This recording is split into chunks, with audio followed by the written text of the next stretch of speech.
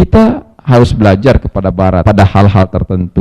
Tapi tidak semua apa yang dari barat bisa kita duplikasi. Mana contohnya? Dalam sekularisme kita tidak bisa menduplikasi. Isu sekularisme itu menjadi isu utama di Timur Tengah. Bagaimana negara-negara Timur Tengah ketika berdialog dengan barat. Mereka sepakat adanya demokrasi. Mereka sepakat dengan adanya negara republik, tetapi tidak sepakat dengan sekularisme. Kenapa? Karena Islam sebagai agama berbeda dengan Kristen. Islam ini nilai-nilai agamanya tidak bertolak belakang dengan kehidupan bernegara. Bahkan bisa menjadi landasan bernegara. Karena dalam Al-Quran begitu jelas. Keadilan, ya'diluhu aqrabu littaqwa, kemanusiaan, persatuan, wa'tasimu bihablillah dan lain sebagainya. Itu menjadi prinsip dasar dari agama kita dalam menata masyarakat. Jadi Islam ini tidak bertolak belakang dengan nilai demokrasi. Karena dalam demokrasi wasyawirhum fil amr wa antum syura bainahum. Itu jelas dalam agama kita. Musyawarah itu landasan dasar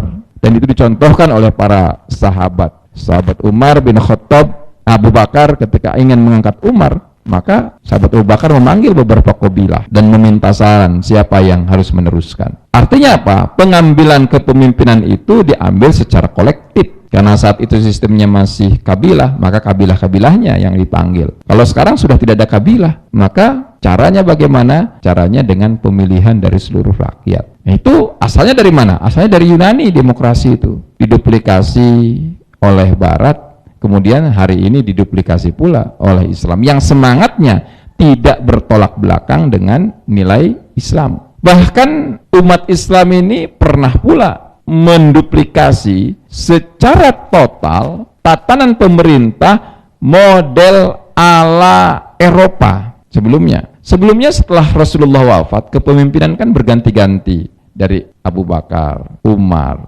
Utsman, Ali, di mana pergantiannya itu melalui proses. Ada proses penunjukan, ada proses pemilihan, ada proses pembaiatan, macam-macam tuh caranya. Kepemimpinan dalam Islam itu tidak paten pada zaman Khulafaur Rasyidin. Tetapi ketika masuk pada Umayyah, Bani Umayyah memimpin, Muawiyah, Bani Umayyah memimpin, menggantikan dari Ali bin Abi Thalib, Islam itu menduplikasi kembali terhadap sistem pemerintahan yang sudah berjalan di Eropa, di Inggris atau di Perancis. Maka bentuknya apa? Bentuknya berubah menjadi kerajaan, di mana kepemimpinan setelahnya diambil secara genetik, ayah ke anak, anak ke cucu, cucu ke cicit dan seterusnya. Dari Bani Umayyah itu sudah tidak ada lagi pemilihan. Ini menduplikasi total Eropa. Jadi tradisi kita ini bersentuhan dengan Eropa dan dari dulu saling tiru meniru, begitu. Ya nak ya. Jadi kalau sekarang kita nggak boleh niru, lu itu berapa ratus tahun, hampir 1000 tahun kita ini meniru juga tradisi Eropa dengan sistem kerajaan atau monarki, ya kan kita ngikut sistem monarki ini hingga Ottoman itu dengan garis keturunan. Aslinya dari zaman Rasulullah hingga Khulafaur Rasyidin tidak ada. Dari mulai Bani Umayyah itulah monarki atau kerajaan menjadi sistem pemerintahan Islam, dan itu pula yang membuat umat Islam juga maju. Abbasiyah maju, di Cordova maju dengan sistem kerajaan. Maka hal-hal terkait kepemimpinan dalam beragama itu debatable. Paham nggak debatable? Bisa diperdebatkan, tidak ada sesuatu yang paten.